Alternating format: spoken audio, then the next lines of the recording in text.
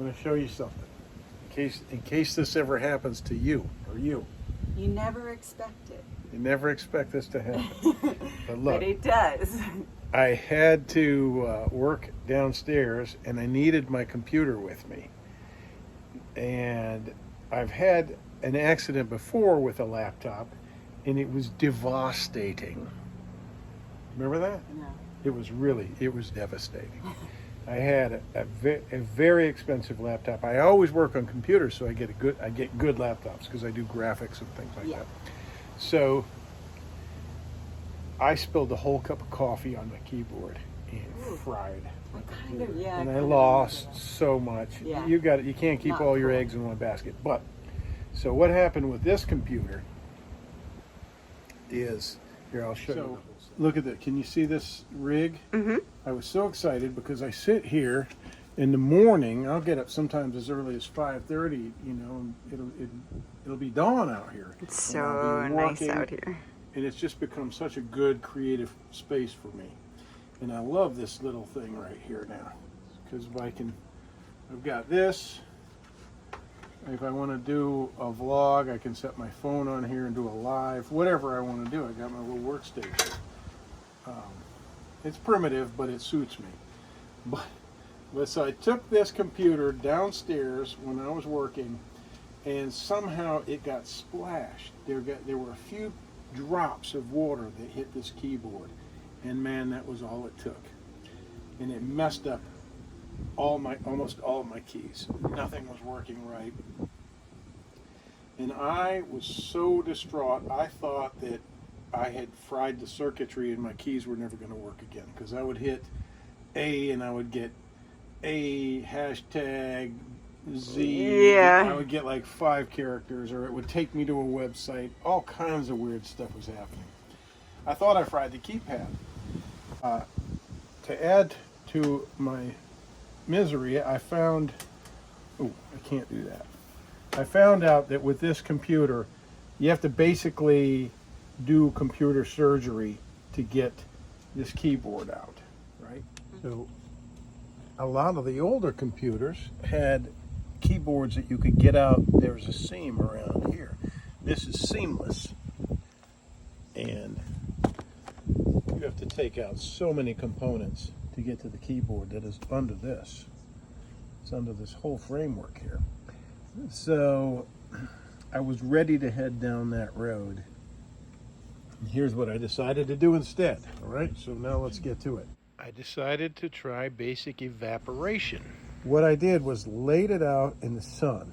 I thought if I heated it up with the back of it off, opened up, letting it absorb that heat, I could get some of that moisture from under the silicone keypads, right? The plastic keypads were trapping that moisture in there. Thank God it wasn't salt water or some kind of acidic beverage or something like that. I thought if I could get the moisture out, maybe the keyboard wasn't shorted, but it was just wonky because of moisture. So I did this. Didn't want to overheat because it's July. It's late July and it's very hot out here. So I did this for about 5-10 minutes, brought it in, put the back on. You can't start it without putting it back on it. Started it up and nothing. I did it again, brought it back in, and then I noticed something. I noticed 1 or 2 of the 25 or so keys that were malfunctioning were working. And I was very encouraged. That told me that these things can be remedied without a lot of invasive work, without taking your machine apart. So I did it again. I did it like 3 times, and then I was getting a little bit making small headway. And then what I did was I read about desiccants, different types of desiccants, and I took, believe it or not, rice.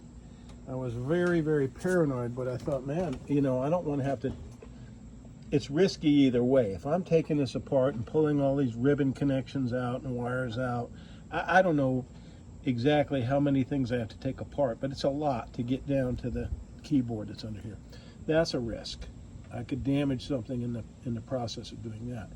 So what I did was I I laid it flat like so, and in the heat of the sun, and I carefully distributed rice all over it, trying not to get it down in cracks and crevices. I don't know if I would recommend this to you, depending on your knowledge about computers and your comfort level with this. But I put that rice all over this thing. I carefully flipped it over, dumped the rice out, and just very carefully with light suction vacuumed out any little pieces and got it all out, put it back together, and lo and behold, every key worked. Every key is now restored. The whole thing is good again, knock on wood. And that, my friends, is my terrible story about, well, my happy ending story about almost ruining a very important work tool.